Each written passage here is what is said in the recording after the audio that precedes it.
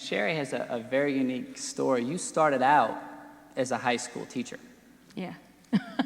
We gonna go there, Brett? We're gonna go there. All right. It's been a while since I got to tell this one. That's right. I was a high school coach and an English teacher, and for 7 years in Norman, when the University of Oklahoma job came open, and there were a group of people in town who came and said, "You got to go do this job." And I said, "Are you drunk?" And they said, "No, you got to do this." And we'd won a couple of state championships, and I was 8 months pregnant with my second child. I had a 4-year-old, and I called the senior women's administrator and said, I don't need another thing to do. If you're really open to whomever, then I'll put my app in and we'll see where it goes. But if you need someone with college experience, save me some time and energy, please. I got my own stuff going on here. And I loved coaching high school. I loved high school kids, loved the interaction, loved the competition. Had really never thought about it. This opportunity just presented itself at the collegiate level. And she said, "We'll hire the best person, I can assure you." And God bless Marita Hines. And she ultimately gave me that opportunity. And I still live in the same house I lived in when I was coaching at Norman High. And really, you take an academic approach with your players. Yeah, very much so. We have notebooks that we hand out at the beginning of the year, where they keep everything organized, everything from notes after practice to sets to scouting reports to post-game thoughts to motivational materials to calendars, everything. And we really do run it like basketball's a class. And I got to tell you, she brought the notebook yesterday. You weren't strong enough to carry it, right? Well, I don't know about that. But it's literally this thick. There's so much stuff in there. There's a lot of scouting reports. But I'm interested because we've kind of talked about your coaching journey, and it's sort of evolved. Can you kind of talk about the evolution? Yeah, I think at the beginning of your coaching career, you are like your loudest influence. So maybe it's the person who coached you in high school, maybe the person who coached you in college.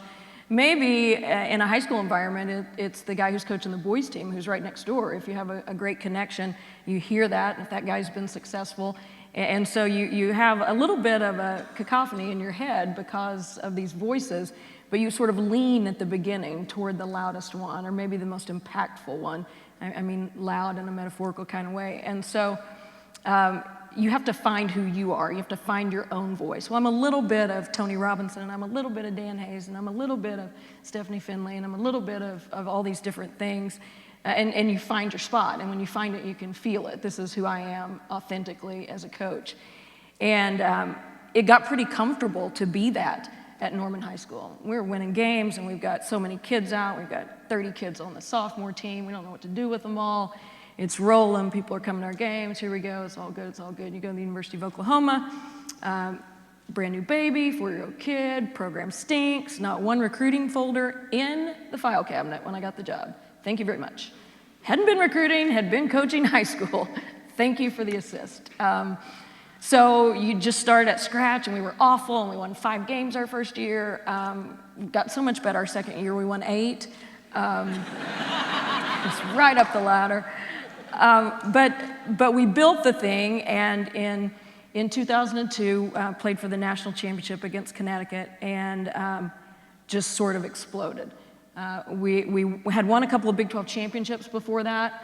That was sort of local explosion, sort of regional explosion. You go play Connecticut and San Antonio and the Alamo Dome, and it explodes. And it became a little bit of a different deal. Pressure from the outside, pressure from the inside, probably more that than anything. That desire to, okay, now I gotta do it again, now I gotta do it again, now I gotta do it again. And there comes that point where you have to stop and think, what's my measurement gonna be? And I remember, I don't remember the year, I don't remember the exact occasion, but I remember the moment, and it's very vivid in my mind, when it just hit me that there's one coach. If the fulfillment of this deal that we devote our lives to is winning that last game, there's one person that's fulfilled at the end of every year. One person. And if you build this monster to such a size that you can no longer feed it because you can't find enough food in the world to feed a monster who lives on that, then you're destined for a crash somewhere. And I had to make a decision that I was going to approach coaching with every desire to win a national championship, striving for excellence daily as best as we possibly could in every way, shape, and form.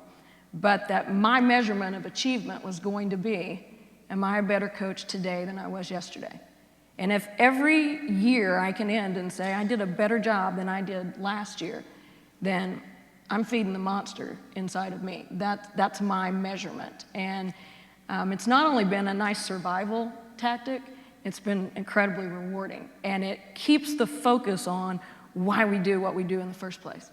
Because those times in my coaching career when I've been not who I want to be, you go through a practice and you leave and you go, oh, you don't like me very much right now. Or you finish a game and you talk to your team in the locker room and you walk out and you go, oh, that's awful. Why did I do that? I call it itching, internal itching. You go through that when the winning becomes the thing that's driving you. You know, we're just trying, why can't we win? We're trying to win. And so I began the practice of daily asking myself the question, how does it feel to be coached by me? And how did that process unfold to where winning kind of hijacked your identity to a certain level of where, because that's not where you started, right? Oh, not at all, not at all. Well, when you do it on this massive stage and suddenly the whole world is looking, and when you get great players and you feel the need to get those players to the pinnacle, I think it becomes a monster real fast, and you don't even realize that it's happening. And I feel so fortunate that I had great people around me who kept me aware of the itch and enabled me to ask that question. And that question that I asked myself is so important because I never get completely out of the river. I might have a day where, and we all have days where you're like, yeah, I wasn't very good today, or I didn't really handle that kid right because she was still defeated when she left the gym. I could see it. We all have those days. None of us are perfect. But it keeps me coming back the next day and being so much better because I'm aware of it. And your awareness of that continually, just by asking yourself that question, you treat every interaction with your student athletes a little bit differently because you're always cognizant in the back of your mind, how does this feel? How does it feel to be coached by me? And I guess, when did you realize the power of questions? I wish I had figured it out earlier, but over the last 2 or 3 years, and especially the last season, I began to see the true power of it. You know, as coaches, we want to tell them all what we know. Put your foot here, and this is what you do here. When that happens, and you do this, and watch for this, and do that. And we tell. And how they really, really learn is when you ask and they answer. And once you do it a little bit, you get addicted to it. How many different questions can I ask them here? What were you aware of right there? What were you looking at? Why did you go there? Did you love that shot? And you know, at the beginning, their answers are all trying to please the coach. Did you like that shot? Yes? Not about what I think. Did you like it? And so gradually trying to teach your kids to be convicted about what they do. But it's all through the power of questions. And I think that's the most important piece. When Billy was talking earlier, I felt like it was like one of those out-of-body experiences when he talked about the team meetings and the things that the players reveal in there, that there is such an abyss when it comes to unconditional love. And players don't have to be from dysfunctional or publicly dysfunctional families. It can be from a well-meaning, well-intentioned family, but where a kid's attention after a game is based on her performance during that game. And one of the situations that we've had in our talking circles, and again, I was telling somebody this at the break, that you can have these team meetings, or what does Tim call them, Truthful Tuesdays or something. Tell the Truth Tuesdays. Tell the Truth Tuesdays, where you get everybody in a room and you try to tell the truth, but there's a lot of softening that has to go into that, a lot of creation of trust and a lot of sincere acts that have to occur in order to get them to be willing to just pull the curtain down a little bit to show you who they are. But ultimately, after a long period of this, in our talking circle, one of our players challenged another and said, I just feel like you're selfish. And which is one of the things, by the way, that women, we're notorious for. We put labels on everything. You are lazy, you are selfish, you're a hard worker. Everybody has a little name and title. Instead of saying that's selfish behavior, or, why didn't you go after that loose ball? So she said, I think you're selfish. And the kid was, she couldn't believe it. And so my role as the great czar in these meetings is to say, why? That's what I say through the whole team meeting. And why? And why? And ultimately, they come with it all. But she said, when you play really, really well and we lose, you're happy in the locker room. You're not doing a dance and it's not overt, but when I look at you, you're happy. I know you're happy. And when you don't play, maybe you don't get in at all, and we win a big game, your joy is so fake. And the kid was struck. She was pierced. And the room was safe enough for her to say, when I don't play, my folks don't talk to me. When I make baskets, my dad can't wait to see me. And suddenly, everybody in the room went, oh. And then they loved her.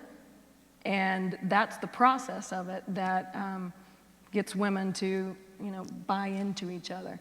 You had asked me earlier, Brett, what's the question I'm asked most? And it's easily, how do you get them to like each other? That's the question. And I think in women's sports, it's a big challenge, because I think we are fierce in choosing our friends. We have very high standards. We're judgmental. We judge ourselves by our intentions. We judge other people by their behaviors. And our standard is incredibly high. And so it's a very arduous task getting girls to buy into one another. But when you do, the flip side of that is, when you do, oh my gosh, they'll screw their hearts to each other, and it'll be cement, and it'll be a fantastic ride. But that's part of the trick, for sure, is getting them to buy in.